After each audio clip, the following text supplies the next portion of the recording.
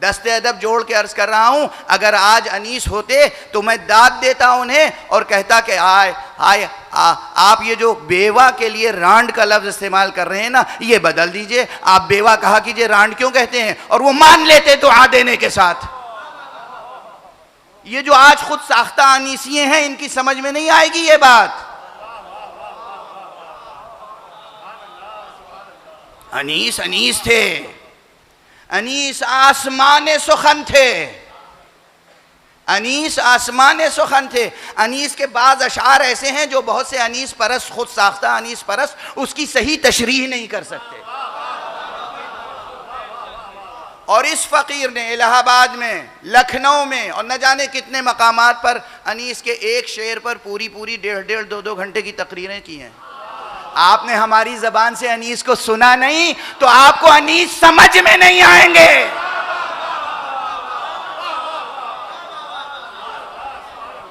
अरे आप हमारे सामने आके बैठ जाएं तो अनीस के मर्सिये सही पढ़ नहीं पाएंगे। आप क्या जाने अनीस की अजमत क्या है, अनीस की जबान क्या है।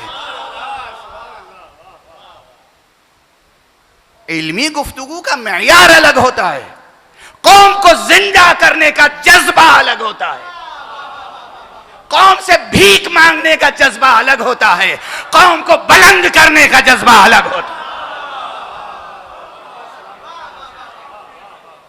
जवानों को शायरी और खिताबत की अफीम न खिलाइए, जवानों को इनकलाबी शायरी और इल्मी गुफ्तगू का अंदाज सिखाइए कि क्या होता है। बहुत से ऐसे वो हैं जिनकी वजह से कार्ल मार्क्स या किसी मार्क्सिस्ट ने कहा था कि मजहब तो अफीम की गोली है। हकीकत में इस्लाम अफीम की गोली नहीं है, मगर कितने मजहब हैं दुनिया में जो अफीम की गोली ही हैं या नहीं? एक सलावत पढ़ दीजिए मोहम्मद वाले। अरे कोई अनीस शनास आके बैठे तो हमारे सामने, कोई इकबाल शनास आके बैठे तो हमारे सामने, हम देखें तो सही इकबाल का कलाम सही तलफ़्फ़ुज़ के साथ, सही एराब के साथ पढ़ते भी हैं आप या नहीं? दबीर अलैहिर्रहमा, इस फ़कीर ने अनीस पर कितने सेमिनार कराए हैं आपको खबर नहीं, कितने मकाले लिखे हैं आपको खबर नहीं, दबीर पर कितनी गुफ्तगू हुई है आपको खबर नहीं। लेकिन दबीर के यहाँ जो लग़ज़िशें हो गई और जिसने पूरे मुआशरे को मुतासिर किया, उसको निशानदेही करना ज़रूरी है। अभी मसाइब नहीं पढ़ रहा हूँ, ठीक है? मैंने कहा है कि आज बिना इख्तिसार पर नहीं है।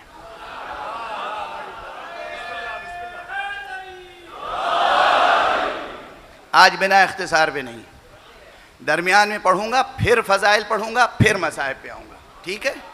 ज़ब्त करना, ज़ब्त कीजिएगा। मिर्ज़ा दबीर अलैहिर्रहमा बहुत बड़े शायर हैं, बहुत बुलंद शायर हैं, मगर इंसान हैं, जिब्राइल नहीं है। आप किस चीज़ की परस्तिश कर रहे हैं? किस चीज़ की परस्तिश? मुझे ताना दे रहे हो, मुझे जिक्र नहीं करना चाहता, लेकिन एक इल्मी मामूली सी खिदमत है। अल्लामा शिबली नोमानी ने मुआज़िन अनीस व दबीर एक किताब लिखी थी, जिसमें मीर अनीस की थोड़ी सी तारीफ़ की और मिर्ज़ा दबीर की बहुत मजम्मत की उन्होंने। सबको बुरी लगी और मेरे दिल का ज़ख्म भी यही था कि ये क्या बात हुई। अच्छा, मैं दबीर पे 1000 सफ़े की किताब लिख सकता हूँ, मगर मैं जब भी लिखूँगा तो क्या कहलाएगी वो किताब? अरे शिया हैं, ज़ाकिर हैं, इन्होंने मिर्ज़ा दबीर की तारीफ़ की, ठीक है। मेरी आरज़ू थी कि ख़ुद शिबली एकेडमी दारुल मारिफ आज़मगढ़ से, जहाँ से मुआज़िन अनीस व दबीर छपी थी, वहीं से मिर्ज़ा दबीर के दिफा में कोई किताब छपे।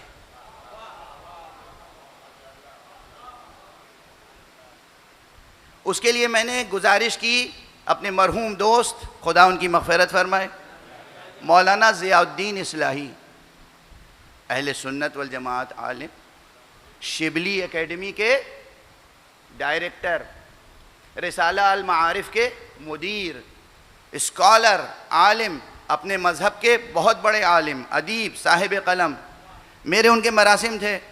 मैंने मिर्ज़ा दबीर और मीर अनीस पे सेमिनार किया और दिल्ली में बुलाया और गुजारिश की कि उन्होंने एक मकाला पढ़ दिया।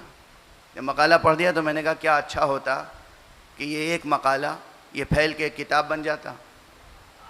आप ख़ुद एक पूरी किताब लिखिए मिर्ज़ा दबीर पर और अपने इदारे से शाया कीजिए और उस किताब की इशाअत का या जो भी मसारिफ़ होंगे, जो भी हक़्क़ुज़ ज़हमा होगा। ये कहने की बात नहीं थी मगर कह रहा हूँ कि काम, इससे शायद आप हज़रात के जहन में ये आ जाए कि काम कैसे किया जाता है।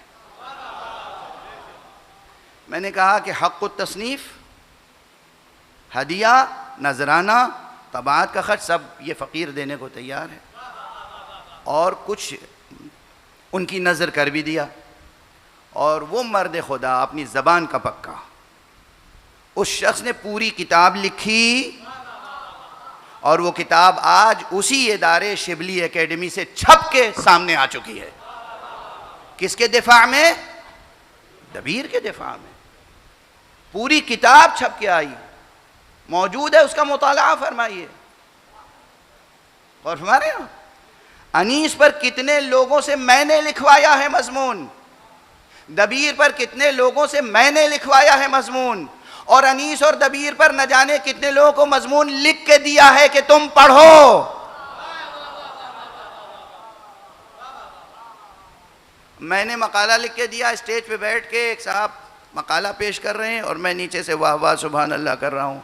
वाह क्या आपने अनीस की तारीफ़ की है, क्या दबीर की तारीफ़ की है। मकाला मेरा ही पढ़ रहे हैं अपने नाम से। आपको मालूम नहीं मुआशरे की तरबियत कैसे होती है? आपको मालूम नहीं कि अपने मीरास की हिफाजत कैसे होती है? लेकिन साथ साथ ये याद रखिए कि मीरास की हिफाजत के साथ साथ अगली नस्लों को उस माजी की मीरास से बरतर मकाम तक ले जाना है। एक सलावत पढ़िए मोहम्मद व आले मोहम्मद।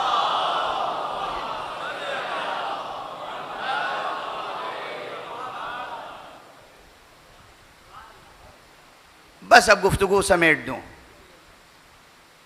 आप में से ये जुमला मेरा है और न जाने कितनी बार मिंबर से कह चुका और यूट्यूब पे मौजूद है पहले से तकरीर। जो सिर्फ अपने मतलब की सुनते हैं वो मुखलिस नहीं होते। मुखलिस नहीं। मेरी तकरीर आज से शायद 10, 12, 15 बरस पहले यूट्यूब पर मौजूद है, अभी भी मौजूद होगी। लखनऊ में कहा था, कहीं और नहीं, जहाँ लखनऊ के ज़ाकिरीन और उलमा नाराज़ हो गए थे। मैंने कहा कि अगर कोई आलिम, ज़ाकिर, ज़िम्मेदार, ख़तीब मौजूद न हो तो बेहतर यह है कि मीर अनीस और मिर्ज़ा दबीर का मरसिया ही पढ़ा जाए। इसलिए कि वजह बताई थी, इसलिए कि मीर अनीस अलैहिर्रहमा और मिर्ज़ा दबीर ने न सिर्फ अपनों को, सिर्फ शियों को नहीं, जब वो मिंबर पे आके मरसिया पढ़ते थे तो मुसलमान और हिंदू और ईसाई सब बैठ के मरसिया सुनते थे और सब फैज़ हुसैनी लेके जाते थे। आज का हमारा जाहिल लतीफ़ा गो जाकिर अपनों को समेट नहीं सकता, गैरों को क्या पैगाम पहुंचाए।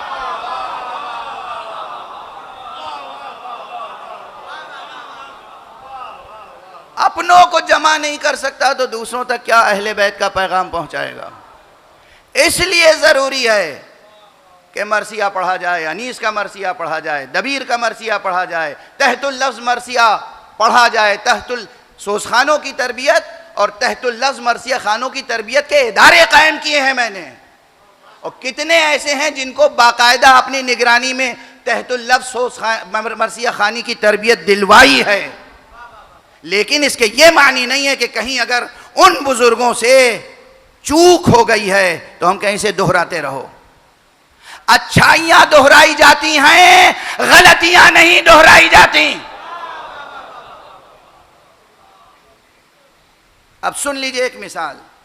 आज जी चाहता था कि मैं किताब लेके आऊं और वो बंद पढ़ूं आपके सामने और फिर कहूं कि आप खुद फैसला कीजिएगा। मैं कौन होता हूं फैसला करने वाला? आप खुद फैसला कीजिएगा। अल्लाह ज़िंदगी दे, सेहत दे, सलामती दे डॉक्टर हिलाल नकवी को।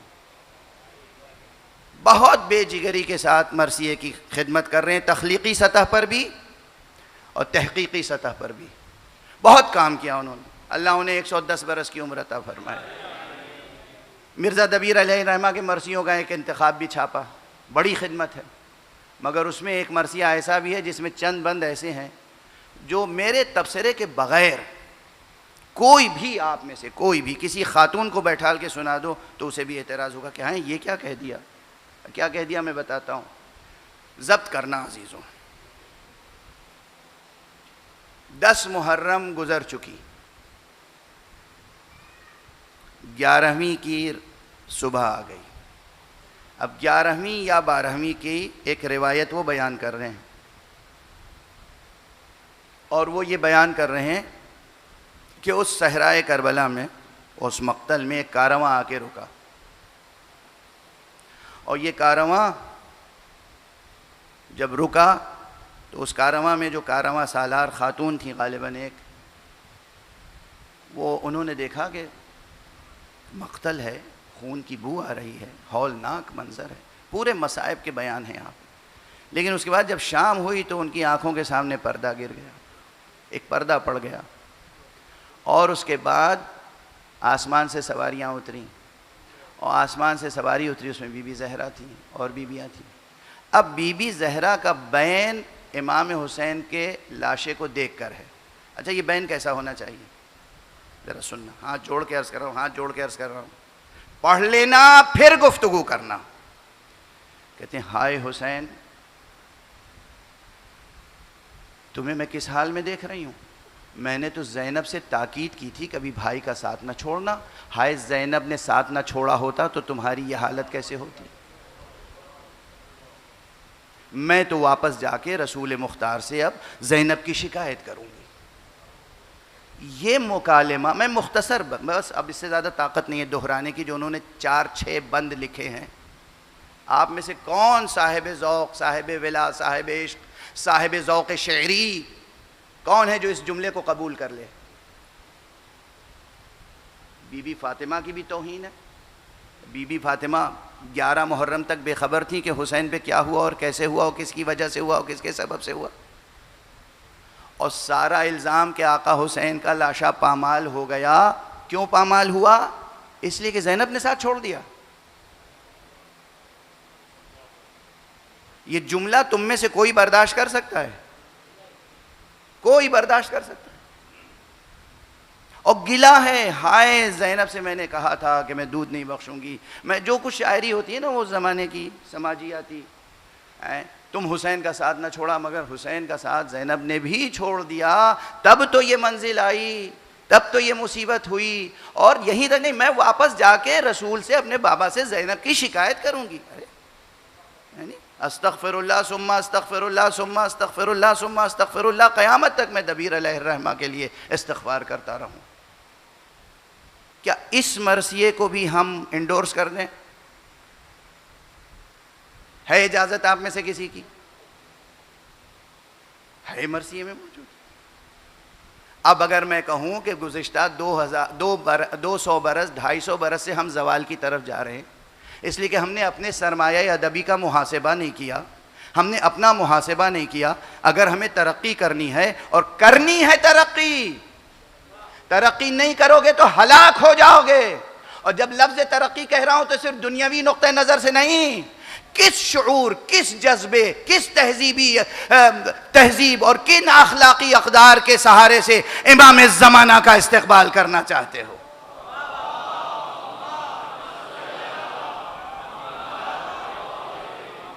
इस शऊर के साथ इमाम ज़माना का इस्तिक़बाल करोगे? इस किस्म की पोएट्री के साथ, इस किस्म की थिंकिंग के साथ, इस किस्म की तख़यील के साथ ये कोई कारनामा है? इमाम ज़माना का इस्तिक़बाल करने के लिए बुलंद होना होगा या नहीं? हर एतबार से बुलंद होना होगा। कल जो हमारा मेयार मारिफत था आज उससे बेहतर होना चाहिए, और आज जो मेयार मारिफत है कल आने वाले कल में उससे बेहतर होना चाहिए। नहीं, जुमूद किस लिए है? तनकीद नहीं सुनेंगे।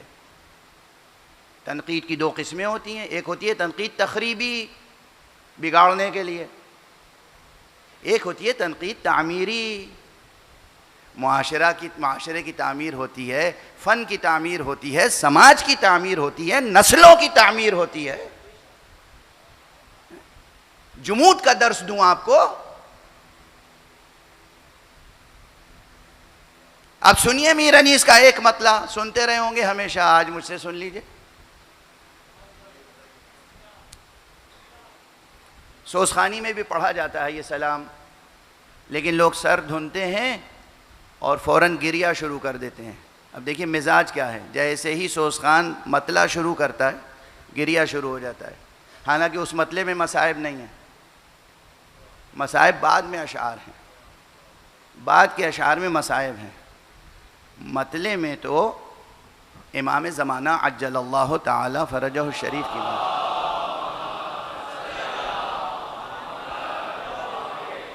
और मीर अनीस के इस मतले के लिए मैं 10-20 बरस पहले मुकर्रर कह चुका हूँ और महफूज होगी ये तकरीर।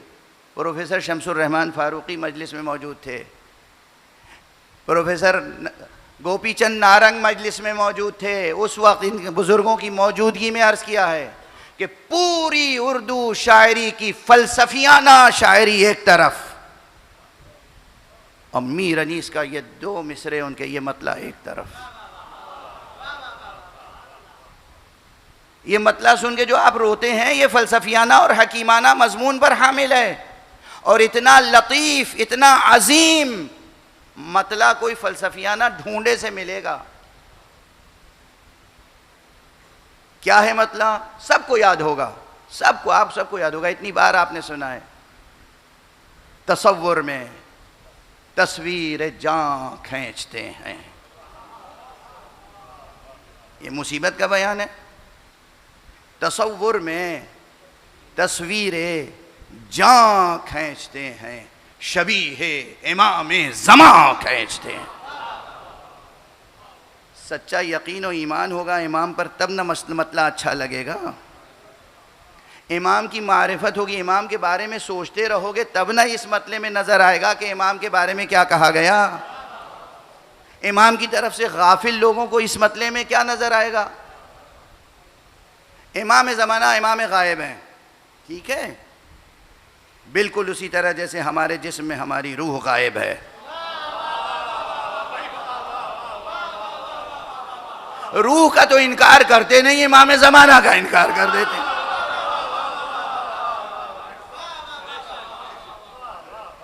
आपके जिस्मों में रूह है नहीं है?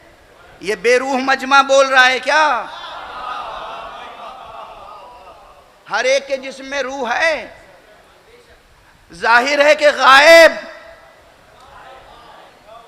अरे रूह है और गायब, नजदीक है और गायब। यही रूह आपके बदन को जिलाए हुए है, यही रूह आपकी आंख को रोशनी दे रही है, मगर ये आंख उस रूह को देख नहीं सकती।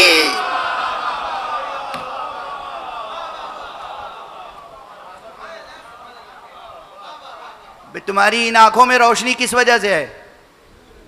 रूह है तब ना आंखें काम कर रही हैं, आंखों में रोशनी है। रूह ही इस आंख को बेदार रखे हुए है, रूह ही इस आंख में रोशनी पैदा कर रही है। रूह की वजह से आंख जिंदा है और ये आंख रूह को देख नहीं सकती। और न देखने पर आप रूह का इनकार नहीं करते, इमाम ज़माना को न देख कर इनकार कर देते हैं। सलावत पढ़ दें मोहम्मद व आले।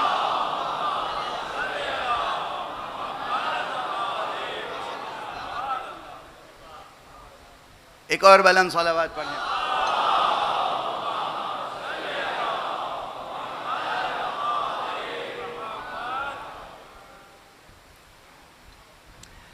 रूह या जान, रूह को क्या कहते हैं उर्दू में? जान। रूह के लिए रूह अरबी कलेमा है और जान फारसी कलेमा है, ठीक है ना। उर्दू में है क्या? उर्दू में सब, उर्दू, अरबी, फ़ारसी, हिंदी, संस्कृत, दुनिया भर की ज़बानों से कर्ज़ ले ले के हमने उर्दू बना ली। अब अल्हम्दुलिल्लाह उर्दू एक मुस्तकिल ज़बान है, ये अलग फ़लसफ़ा है। अब इस जुमले को कोई काट के कहे कि ये उर्दू के मुखालिफ हैं, उसका ज़ौक़। भी आप मुंह पे ताले तो डाल नहीं सकते। और बहुत सी मखलूक़ात हैं जो बेसबब ही बोला करती हैं रास्तों में इधर उधर, आप उन पे ध्यान भी नहीं देते। एक सलावत पढ़ दीजिए मोहम्मद व आले।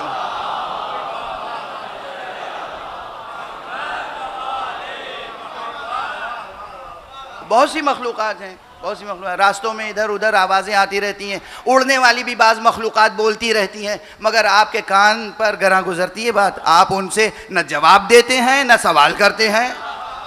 वो अब कोई तवक्को में रहे कि मैं जवाब दूंगा, नहीं, कोई जवाब का सवाल नहीं। जवाब उसे दिया जाता है जो तालीमी ज़ौक़ रखता हो, इल्मी ज़ौक़ रखता हो, इरफानी ज़ौक़ रखता हो, जो दुनिया की लज्जतों में मस्त हो, हम उसे क्या जवाब दे सकते हैं।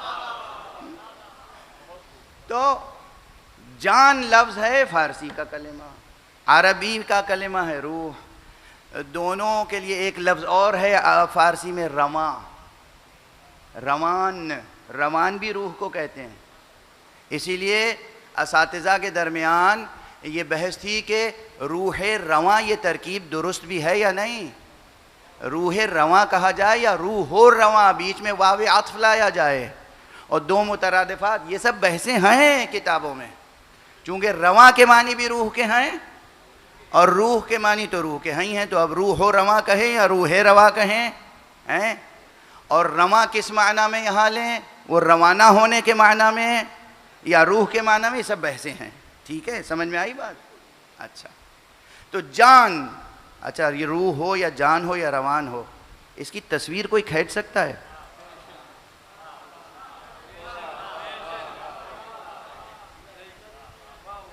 भाई ये जो आईने में शक्ल नज़र आती है आपको, शक्ल है लफ्ज़ असल में, ये जो आपको अपनी शक्ल नज़र आती है ये आपकी असली शक्ल नहीं होती। आईने में जो आप चेहरा देखते हैं ये आपकी असली शक्ल नहीं है, ये तो आपके बदन की शक्ल है। आप और आपका बदन दो चीज़ें हैं, आप और आपका बदन दो चीज़ें हैं, ठीक है ना। ये आपके बदन की शक्ल नज़र आती है। भाई अगर दो चीज़ें न होती तो आजकल तो हार्ट तब्दील हो जाता है, दिल का कामयाब ऑपरेशन हो रहा है, नहीं हो रहा है? हो रहा है, बस अब तो सैकड़ों हज़ारों में हो चुका है ना पूरी दुनिया में। अगर यही दिल आप हैं तो दिल बदलने के बाद फिर आप कहाँ हैं?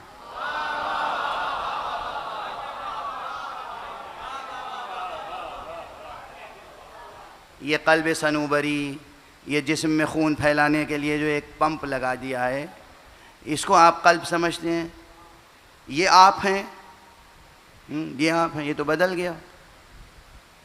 अब बच्चों के लिए कह रहा हूँ ये जुमला कि फ़र्ज़ कीजिए कि आपको किसी से मोहब्बत है, तो ये मोहब्बत कहाँ होती है? सब कहते हैं दिल में होती है। अब वो जनाब वाला, अब मिसाल दे दूँ, मसलन कि कोई शख्स है, उसको अपने बाप से मोहब्बत है, माँ से मोहब्बत है, भाई से मोहब्बत है, आला औलाद से मोहब्बत है, बीवी से मोहब्बत है, और वो गया अमेरिका, और अमेरिका में उसका हो गया कामयाब हार्ट ट्रांसप्लांट। अब वो जिसका दिल लगाया गया उसे कुत्तों से मोहब्बत थी,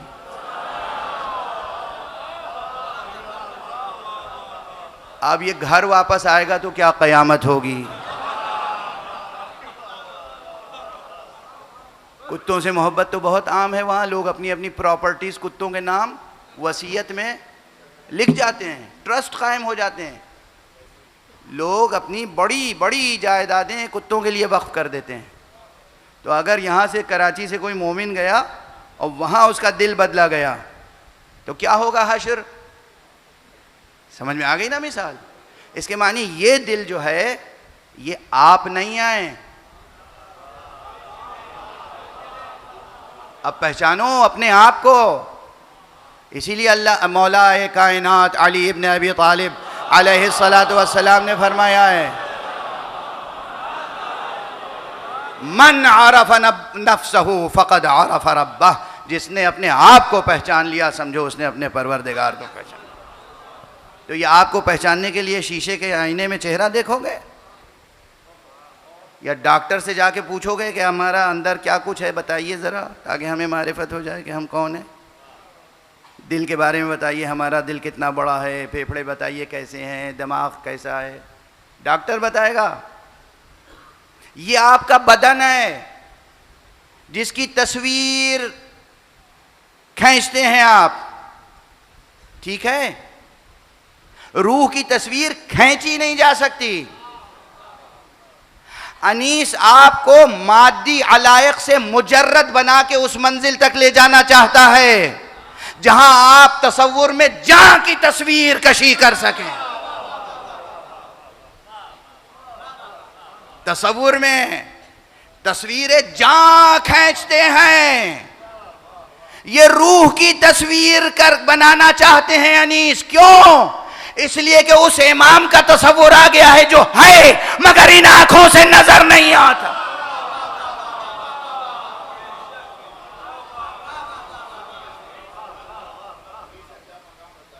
सलवात पढ़ दें मोहम्मद व आले मोहम्मद।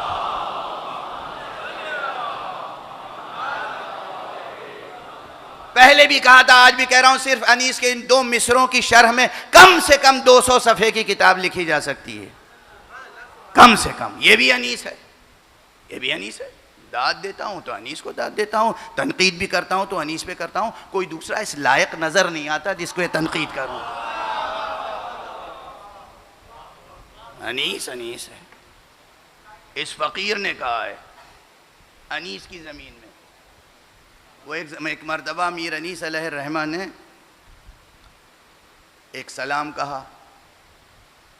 जब वो ऐसे ही लोग जो होते हैं ना, बिला वजह ग्रुप्स बन गए, पार्टियां बन गई, अलग अलग हो गए, बिला वजह एक गरोह अनीस का मुखालिफ, एक गरोह दबीर का मुखालिफ। अब मीर अनीस अलैहिर्रहमा ने एक सलाम कहा और वो सलाम ये था कि सदा है फ़िक्र तरक्की बुलंद बीनों को, सदा है फ़िक्र तरक्की बुलंद बीनों को, हम आसमान से लाए हैं इन ज़मीनों को। और इस पे शानदार अशार हैं उनके।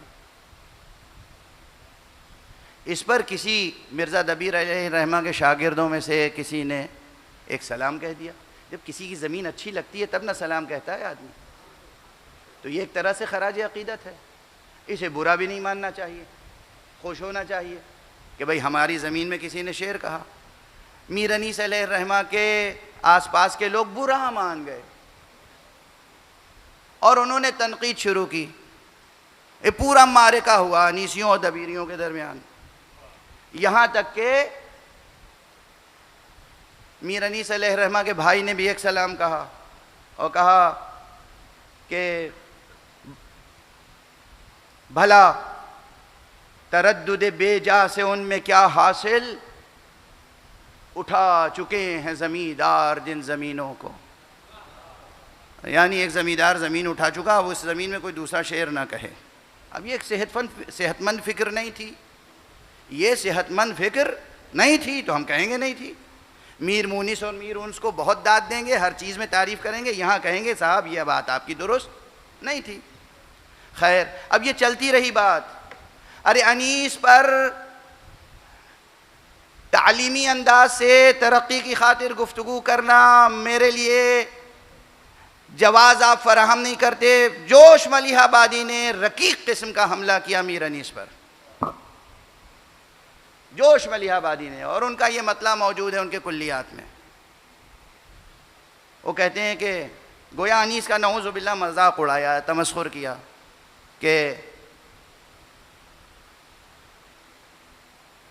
मीर अनीस ने कहा था ना कि सदा है फ़िक्र तरक्की बुलंद बीनों को। अब उन्होंने कहा कहाँ तसव्वुर पस्ती बुलंद बीनों को। अनीस के कुल्लियात में छपा हुआ ये शेर मौजूद है। कहाँ तसव्वुर पस्ती बुलंद बीनों को, हम आसमान से लाते नहीं ज़मीनों को। ये जोश ने कहा। अब जो लोग मीर अनीस की ज़बान समझते थे वो समझते थे कि ये एतराज़ बजा नहीं है, ये तो एक तफन्नुन है, एक शोखी है या मिज़ाह है, जो भी कह लीजिए। उनमें से अनीस अलैहिर्रहमा की कदरदानों में से एक साहब बुजुर्गवार हमारे मदरसे में थे, जिनको हमने इसलिए रखा था ताकि बच्चों को वो अनीस पढ़ाएं, ताकि वो बच्चों को पढ़ाएं अनीस का कलाम। ये बच्चे वो हैं जो आज हौज़ा इल्मिया में क़ुम में हैं और बाज़ उनमें से मुज्तहिद हो चुके हैं, हमारे मदरसे में अनीस पढ़ के गए हैं। तो वो एक दिन दफ्तर में आए और कहने लगे कि मैंने कुछ कहा है, आपको सुनाना चाहता हूँ। मैंने कहा फरमाइए। कहा मीर अनीस ने ये मतला कहा था और जोश ने ये कहा था, मैंने जोश का जवाब दे दिया है। मैंने कहा जज़ाकल्लाह। उन्होंने क्या खूबसूरत मतला सुनाया है। मीर अनीस का फिर मतला सुन लीजिए। सदा है फ़िक्र तरक्की, सदा, सदा सीन से सदा, सदा है फ़िक्र तरक्की बुलंद बीनों को, हम आसमान से लाए हैं इन ज़मीनों को। जोश ने क्या कहा? कहाँ तसव्वुर पस्ती बुलंद बीनों को, हम आसमान से लाते नहीं ज़मीनों को। जवाब देने वाले ने कहा सदा उरूज की धुन है बुलंद बीनों को। खुदा की कसम, ये मीर साहब के मजमून को तरक्की दे दी उन्होंने, बढ़ा दिया आगे। अगर मीर साहब जिंदा होते तो वो दाद देते। फिक्र और धुन जो बदला है ना, सदा उरूज की, सदा उरूज की, सदा उरूज की धुन है बुलंद बीनों को, हम आसमान बना देते हैं जमीनों को।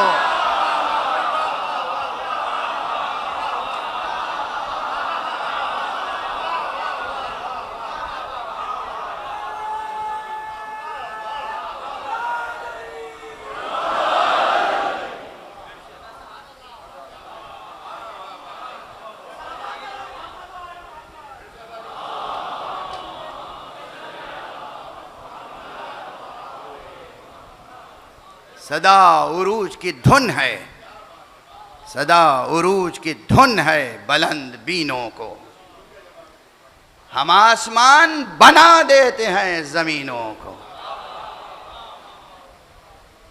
खुदा उनकी रूह को बुलंदियाँ अता फरमाए। ये तज़किरा मरहूम व मग़फ़ूर राक़िब लखनवी का है।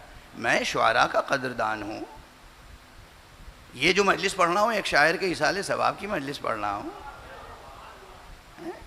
मगर कोई शायर भी तो हो।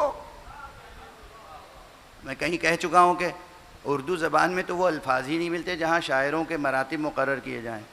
अरबी में जो कामिल होता है उसे कहते हैं शायर, उससे नीचे होता है उसे कहते हैं शुआयर, उसके नीचे होता है उसे कहते हैं शुरूर, उसके नीचे जो होता है उसे कहते हैं मुतशायर, उसके नीचे जो होता है उसे कहते हैं मव्वाल, उसके नीचे जो होता है उसे कहते हैं ज़ज्जाल, और जो रजस पढ़ता है सिर्फ शेर नहीं कहता, सिर्फ बहरे रजस ही तक महदूद है, उसे कहते हैं राजिज़। शायर तस्लीम ही नहीं करते उसको।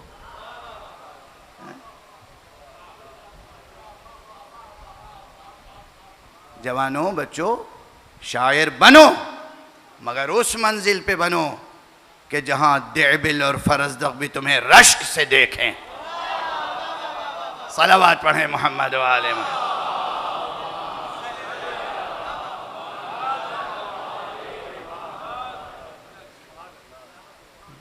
अब वो ज़ाहिर है कि जब राक़िम साहब ने अपना मतला सुनाया तो इस फ़कीर के जहन में भी तख्लीक़ी फ़िक्र कुछ बेदार हो गई उनके मतले के फैज़ से। तो मैंने भी ज़मीन अनीस में ख़राज अक़ीदत पेश किया और मैंने दो मतले पहले गुजारिश किए, फिर अशार। पहला मतला अनीस की नज़र किया, पहला मतला अनीस ही की नज़र किया और उसमें उनके भाई के एतराज़ का जवाब भी दे दिया कि भाई अगर हम अनीस की ज़मीन में शेर कह रहे हैं, फ़िक्र कर रहे हैं, तो क्यों कर रहे हैं। वहीं झुकाते हैं अफलाक फ़न जबीनों को, वहीं झुकाते हैं अफलाक फ़न जबीनों को, अनीस फ़िक्र उठाते हैं जिन ज़मीनों को। हम हर एक की ज़मीन में थोड़ी फ़िक्र सुखन करते हैं। अनीस जिस ज़मीन को उठा देते हैं हम भी वहाँ सजदा करते हैं। वहीं झुकाते हैं अफलाक फन, अफलाक फन, वहीं झुकाते हैं अफलाक फन।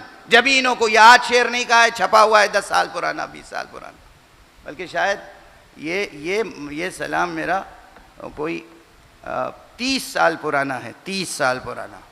वहीं झुकाते हैं अफलाक फन, जबीनों को अनीस फिक्र उठाते हैं जिन ज़मीनों को।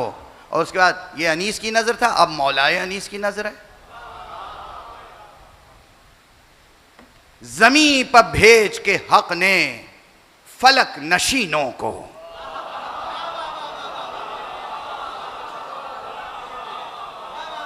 भाई अगर नसर में आज मैं नहीं पढ़ सका फ़ज़ाइल तो बस इस मतले में सुन लो।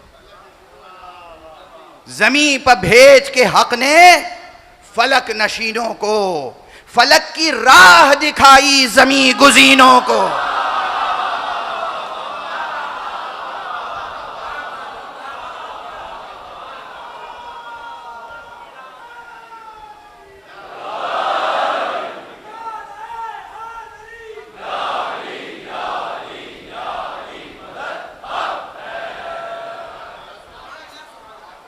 हाँ, यकीनन मैं ये नहीं कह सकता था अगर मीर अनीस ने ज़मीन हमवार न की होती। खराज अकीदत है उनकी। ज़मीन पर भेज के हक ने फलक नशीनों को फलक की राह दिखाई, ज़मीन गुज़ीनों को। याद आया मौला का जुमला, सलूनी सलूनी क़ब्ल अन तफ़क़िदूनी, पूछ लो मुझसे कब्ल इसके कि तुम्हारे दरमियान न रहूं, मैं ज़मीन की राहों से ज़्यादा आसमान की राहें जाऊं।